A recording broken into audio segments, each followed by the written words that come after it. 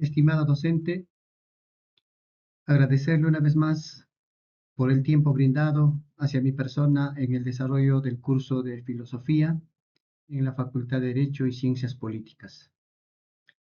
Eh, Continuando con el trabajo programado para la semana 18, he considerado como caso relevante para el desarrollo de este trabajo la sentencia del caso Pedro Castillo, lo cual dará inicio con una pequeña introducción.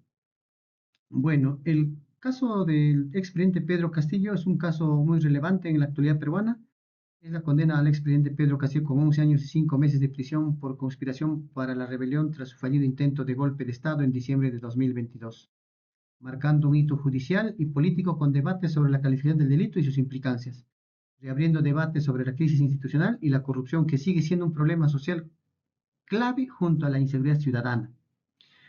También podemos decir que es el sexto presidente peruano condenado en el cuarto y el cuarto actualmente en prisión, reflejando la profunda estabilidad política y lucha contra la corrupción del país. Bueno, Pedro Castillo fue condenado a 11 años y 5 meses, 15 días de cárcel por el fallido golpe de Estado. Según el informe de Radio Programa del Perú, la Sala Penal Especial de la Corte Suprema lo halló responsable por delito de conspiración para la rebelión, por lo que el exmandatario permanecerá recluido en penal de Barbadillo. La misma pena se impuso a Betsy Chávez y Willy Huertas, mientras que Aníbal Torres fue condenado a 6 años y 6 meses.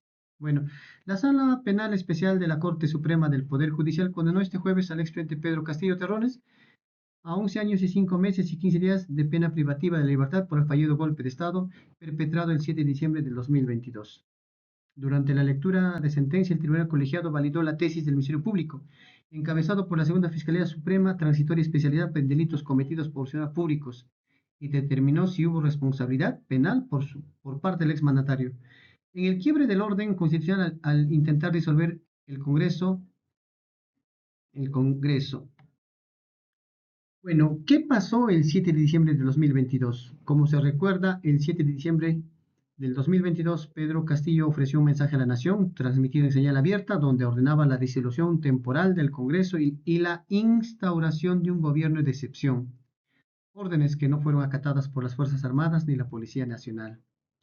Al respecto, la acusación fiscal sostuvo que Pedro Castillo no actuó solo y que planificó el cierre del Parlamento al verse acorralado por una inminente vacancia presidencial y diversas investigaciones penales en su contra. También hay un informe del diario El Tiempo 2025. El expresidente peruano 2021, Pedro Castillo, fue condenado también, la misma información, pero acá hay un pequeño detalle. Nos informa que la Sala Penal Especial de la Corte Suprema que juzgó a Pedro consideró que el exmandatario no consumó el delito de rebelión al no concretarse sus intenciones golpistas, motivo por el cual la Fiscalía varió durante el juicio a la solicitud contra el ex jefe de Estado de 34 años de cárcel a la finalmente dictada por el tribunal. Bueno, sin embargo, su pronunciamiento no surtió efecto a los pocos minutos de su pronunciación en señal abierta. Fue detenido cuando ya había abandonado el Palacio de Gobierno de Lima y se dirigía aparentemente a la Embajada de México, donde su familia sí llegó y recibió asilo, mientras que Castillo fue a horas después destituido por el Congreso y enviado a la cárcel donde permanece hasta ahora. La Sala absolvió a Castillo de los delitos de abuso de autoridad y grave perturbación al orden público, pero le impuso una inhabilitación para ejercer cargos públicos por 2 años, además del pago de una indemnización de 12 millones de soles, que es equivalente a 3.5 millones de dólares, en forma solidaria con sus coacusados.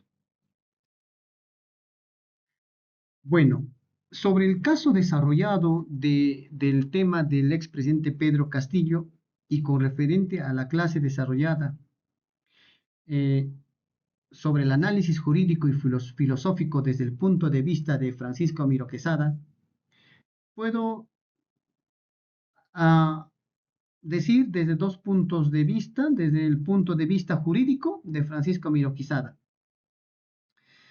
Bueno, también va a haber un análisis desde el punto de vista filosófico. Bueno, para desarrollar el punto de vista jurídico, he mencionado el realismo jurídico. Miro Quesada no solo quedaría en el texto de la ley, analizaría si la sentencia es un acto de derecho vivo, es decir, si realmente se aplica la justicia en la realidad peruana, considerando factores sociales y políticos para el realismo jurídico. También considera la validez y la justicia. La validez y la justicia cuestionaría si la actuación de Castillo en el intento de golpe de Estado invalidó su propio mandato, si la sentencia del Congreso, o sea, la vacancia por incapacidad moral o permanente o apresamiento penal, fue un acto legítimo o una respuesta política jurídica adecuada a una crisis sin precedentes. El otro punto es también que hemos conocido sobre las tres dimensiones del derecho: la realidad, el valor y la norma. Bueno, la realidad sociológica. Considero la realidad sociológica, pero en base a esto se puede hacer dos preguntas. ¿Qué implicó la crisis social y política que llevó a Castillo a actuar así? Bueno, el otro punto es si la sentencia tomó en cuenta el contexto de la gobernabilidad y polarización. Ahora, el otro punto que vamos a también que podemos aclarar es valor, ética y justicia, que también serían las siguientes preguntas. ¿Es la pena impuesta proporcional a la gravedad del acto? ¿Se buscó la justicia para el país o se ejerció una venganza política? Bueno, desde el punto de vista de Miro Quesada, él valoraría la ética detrás de la decisión. Y como otro punto para desarrollar es la norma formal, que se haría la pregunta, el planteamiento de esta pregunta: ¿se respetaron los procedimientos constitucionales para la vacancia y el procesamiento e interpretación forzada de la Constitución? Bueno, el análisis del punto de vista filosófico de Francisco Miro Quesada sería uno: la crisis del Estado y la legitimidad. Para Miro Quesada, el derecho existe para preservar el Estado y la sociedad. Analizaría si la sentencia buscó restaurar el orden legítimo frente a una amenaza existencial, o sea, el autogolpe, priorizando la supervivencia del sistema democrático sobre el rigor formal. También se considera la ética de la responsabilidad, que serían las siguientes preguntas. ¿Fue responsable Pedro Castillo? ¿Fueron responsables las instituciones que lo llevaron al poder o lo combatieron? La filosofía de Francisco Miro Quesada pondría el foco en la moralidad de los actos políticos y jurídicos. Bueno, el otro punto también es la justicia como tarea histórica. No vería la sentencia como un punto final, sino como un acto que debe contribuir a una justicia mayor, a la reconstrucción de un Estado más justo y estable en el Perú. La sentencia es un hito en la lucha en la justicia en la realidad peruana. Puedo decir en resumen como estudiante que Francisco Miro Quesada vería la sentencia de Pedro Castillo no solo como una aplicación de normas, sino como un acto complejo que debe balancear la legitimidad formal, la ética de los actores, la necesidad de restaurar la justicia y la estabilidad de la realidad peruana, especialmente ante un acto que atente contra la propia estructura del Estado. Justicia como tarea histórica. No vería la sentencia como un punto final, sino como un acto que debe contribuir a una justicia mayor, a la construcción de un Estado más justo y estable en el Perú.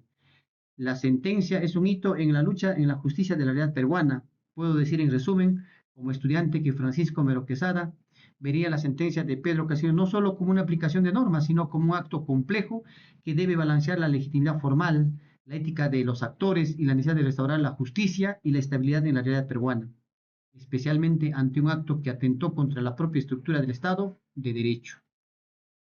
Bueno, como conclusiones, este análisis del caso Pedro Castillo debe enfatizarse en la transparencia y la razón, ya que el secretismo de Pedro Castillo a la prensa y a la rendición de cuentas son rasgos de una persona autoritaria.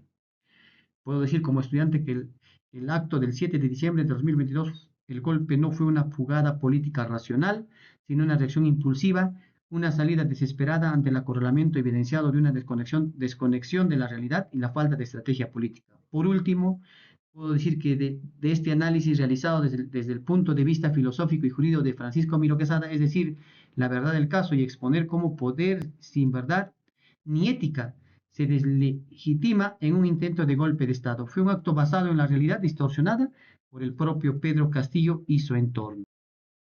Como referencias bibliográficas he tomado el informe desarrollado por Radio Programa del Perú 2025, el informe diario El Tiempo 2025, también algunos análisis de la Constitución Política del Perú y análisis de la vacancia presidencial, y también el tema desarrollado de Francisco Miro Quesada, desarrollado en clase. Muchas gracias, estimada docente. Agradecerle por esta oportunidad.